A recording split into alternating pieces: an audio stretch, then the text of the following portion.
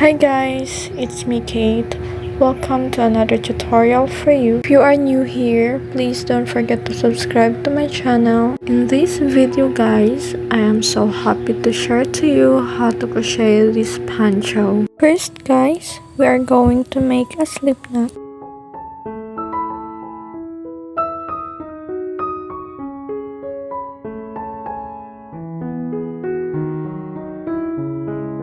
After slip knot, we are going to make 63 chains.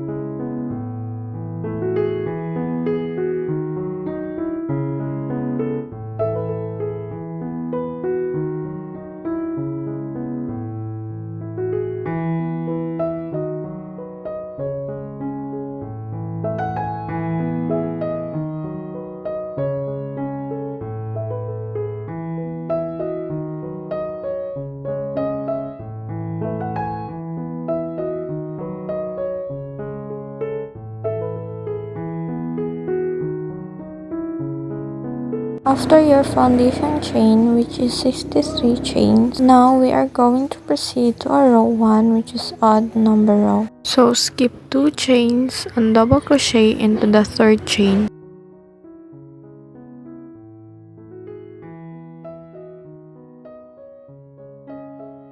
To double crochet, yarn over and insert your hook into the chain. And yarn over, pull up a loop, and you will have 3 loops in your hook. Next is yarn over, pull through into 2 loops in your hook.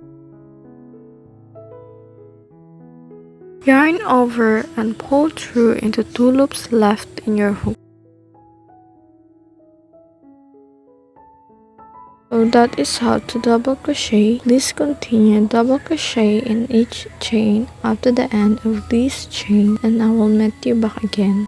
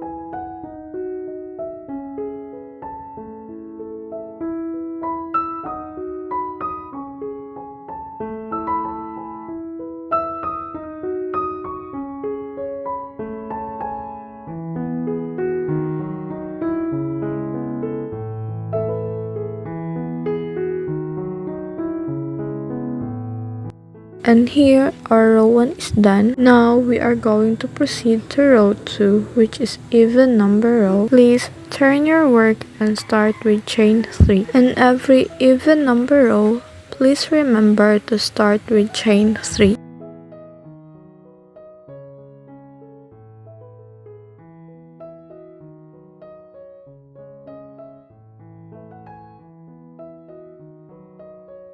After chain 3, please skip 2 stitch and double crochet into the third stitch.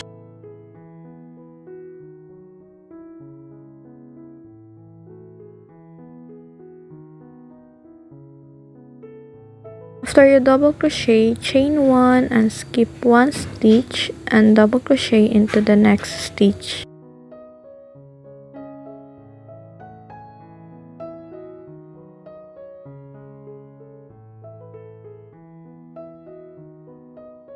Again, after you double crochet, chain 1, skip 1 stitch and double crochet into the next stitch.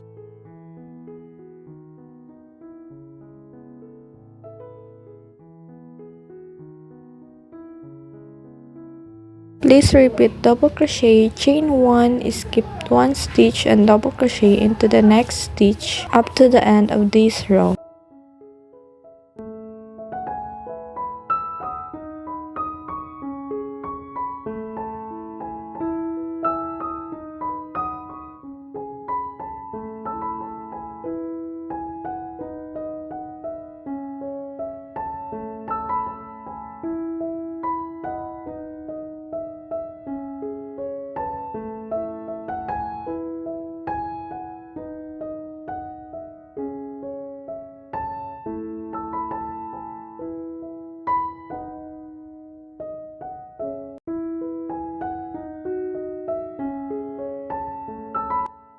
After row 2, which is even number row, let's proceed now to row 3, which is odd number row. And let's do again on what we did to our previous odd number row, which is row 1. In every odd number row, please start with chain 2 and double crochet in each stitch up to the end of that row.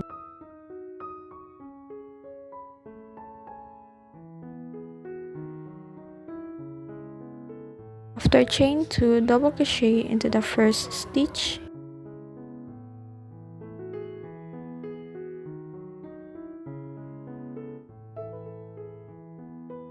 and double crochet into the chain 1 space.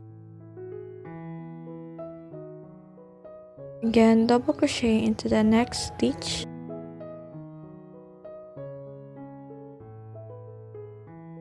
please continue double crochet up to the end of this row.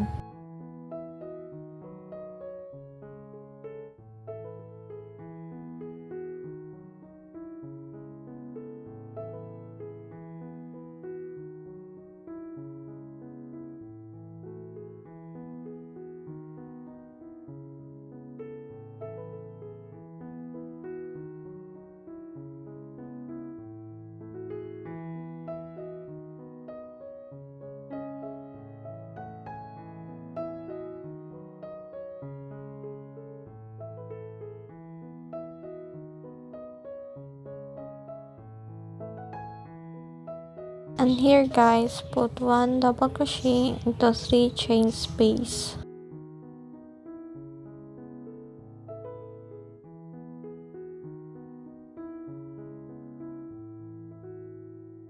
And the last double crochet, insert it into the second chain from the previous row.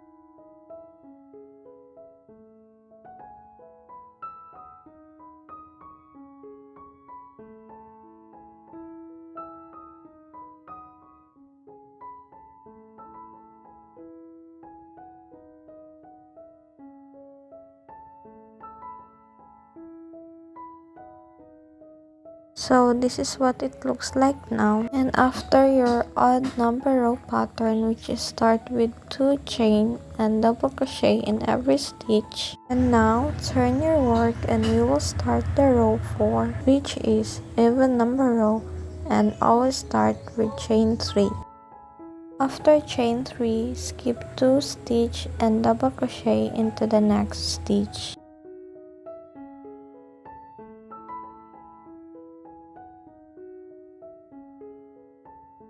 After double crochet, chain 1 and skip the next stitch and double crochet into the next stitch. Please continue crocheting your panel until you reach 97 row. And here I am already in my 97 row, but if you want it to be longer, just add more row.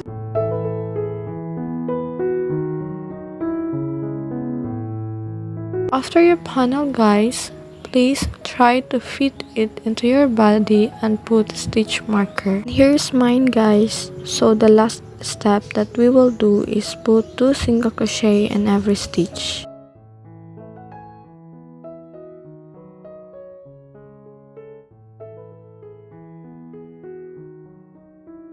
To start, please chain 1.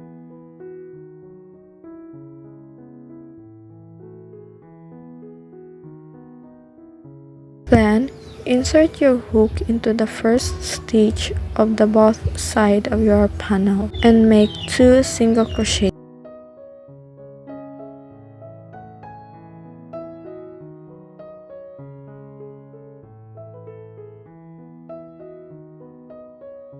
To single crochet, after you insert your hook, yarn over and pull up a loop. You will have 2 loops in your hook. Yarn over and pull through into 2 loops in your hook, and that is how to single crochet. Please add more 1 single crochet into the same stitch.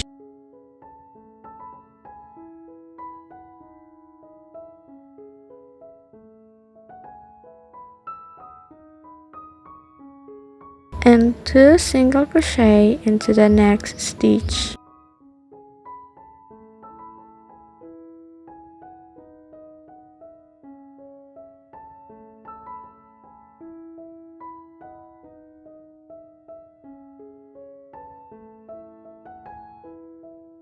Please continue, put 2 single crochet in every stitch up to your stitch marker.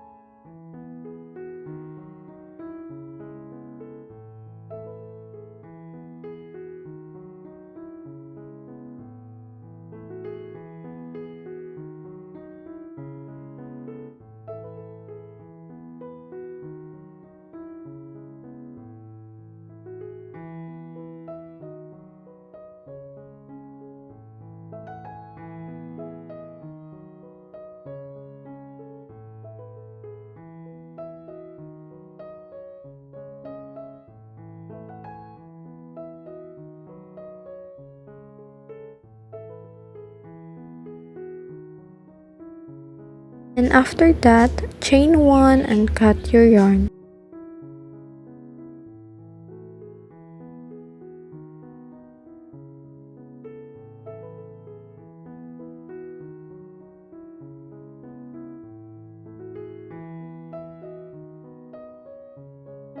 And here guys, our poncho is finally done.